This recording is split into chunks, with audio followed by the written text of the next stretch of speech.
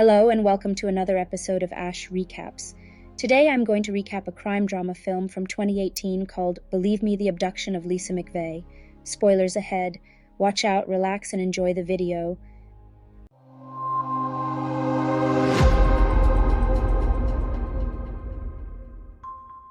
The film is based on the story of a real 17-year-old girl, Lisa McVey, who works in a 24-hour eatery.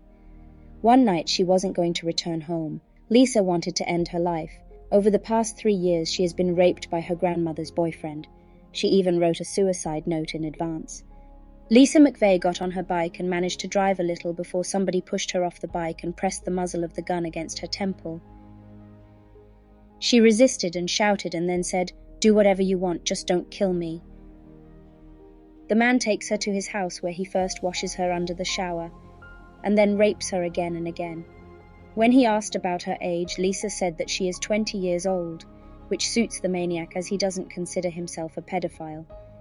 Lisa's grandmother notices that her granddaughter is missing and contacts the police saying that Lisa took an additional shift in the restaurant and did not return home. A police officer comes to the girl's family to report the situation, to which the mother replies that her daughter has simply run away. Lisa's younger sister, who lives with her parents, secretly tells the policeman that something is definitely wrong because Lisa wouldn't have gone anywhere without telling her.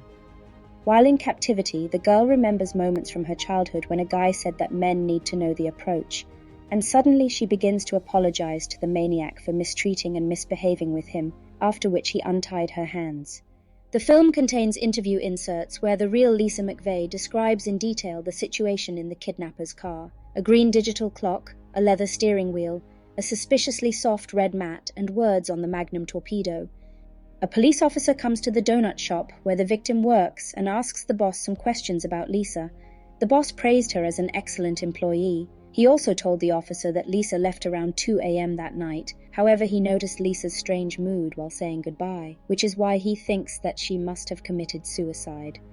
When the maniac saw the teenager's disappearance in the news, he immediately thought about little Lisa revealing her lies, after which he immediately attacked her, but Lisa kept on denying the news about her. Then she asks him to take her to the bathroom and leave her alone, and the maniac agrees to it. As soon as he leaves her there, the girl removes the blindfold and locks the door. She begins to inspect the room and leave her fingerprints on different surfaces. The guy notices that the door is locked and loses his temper, pulling Lisa out of there and threatening to kill again. The girl offered to pour him a glass of water to calm him down. While she was pouring water into the glass, she saw a phone next to the sink through the gap at the bottom of the blindfold. Sometime later, when the maniac fell asleep, Lisa quietly got out of bed, approached the phone, and began dialing a number, during which she was spotted and beaten again. Later at night, Lisa decided to leave another evidence, plucking out some hair and throwing it under the bed. Throughout her time in the maniac's house, she told the man a fictional story that a sick father was waiting for her at home, whom no one but her can take care of. The next morning, after hearing on the news that the police were actively engaged in the case of a serial killer, the man quickly grabbed Lisa and dragged her into the car, taking her in an unknown direction. While at the gas station, when Lisa was left alone in the car, she bit her finger, leaving traces of blood in the front seat of the car. Later, the man dropped her off in an unfamiliar yard by a big tree.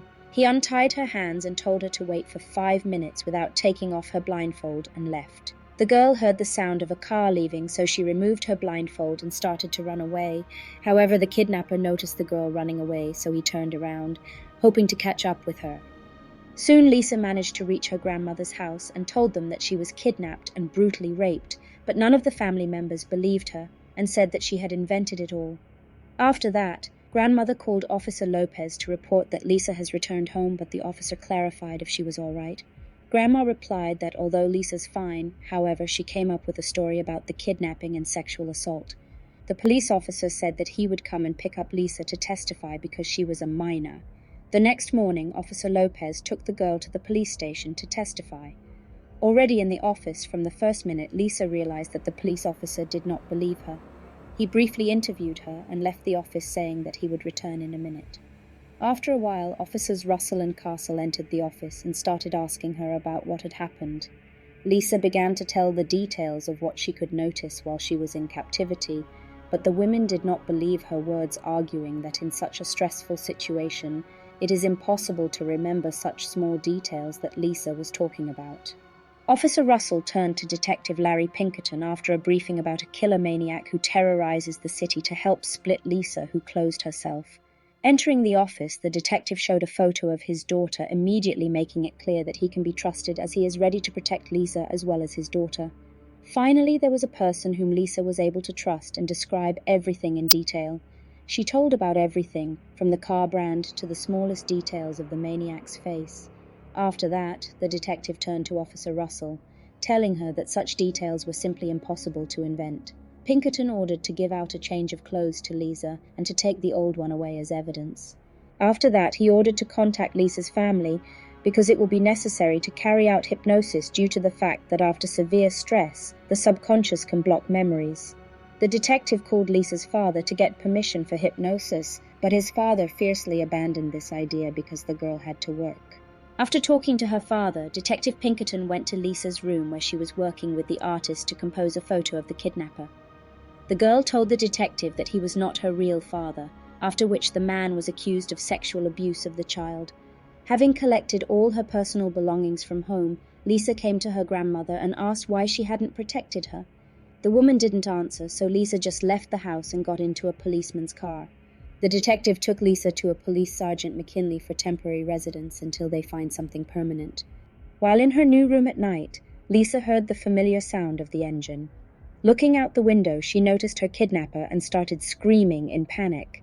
Sergeant McKinley ran to her screams. Looking out the window and not finding anything there, McKinley realized that Lisa is still traumatized, so she decided to enroll her with a full-time psychiatrist to help her cope with her problems. The next morning, Lisa told the detective about all the evidences she could leave. While testifying, the girl remembered that she had already seen her kidnapper's car. Detective Larry put forward a theory to his lieutenant that Lisa's kidnapper may be the serial killer they've been looking for so long. However, the lieutenant was skeptical about it, telling the detective that even if it's true, the criminal would definitely find a heat to cut off the ends. Immediately after that, the detective went to Lisa to transport her to a safer place, a boarding school for minors. Later in the evening, the detective introduces Lisa to his daughter, after which they go to dinner at the donut room.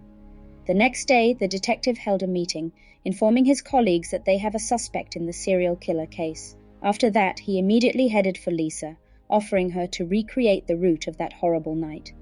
At the place of the kidnapping, the girl was confused, but when she got into the car, she was able to recreate their route in detail and narrow the search radius to 3 kilometers. In search of the criminal who attacked Lisa, Detective Wolf came across the suspect's car. Going out to him, Wolf took a photo of the car with the driver's face, arguing that there was a jewelry store robbery in the west. After taking a photo, Detective Wolf reported to the headquarters about the discovery of the suspect within the radius of their search. At the police station, Lisa immediately identified her kidnapper among other men from the photo. Later in the evening, a police squad detained a serial killer named Bobby Joe Long. In the apartment and car of the criminal, the police found all the evidence previously told by Lisa.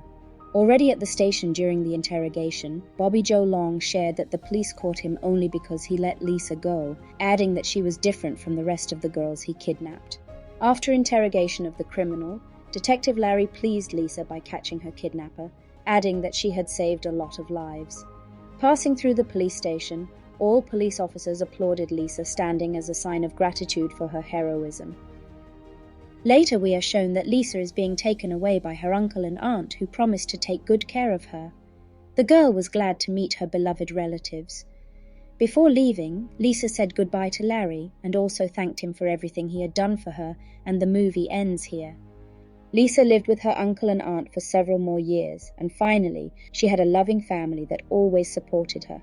Lisa became a deputy sheriff, and her specialization is sexual crimes and child protection work. She has a beloved daughter and a granddaughter. Lisa is still friends with Larry Pinkerton, who still calls her the main character of his entire career, and Bobby Joe Long is on death row. Thanks for watching the video.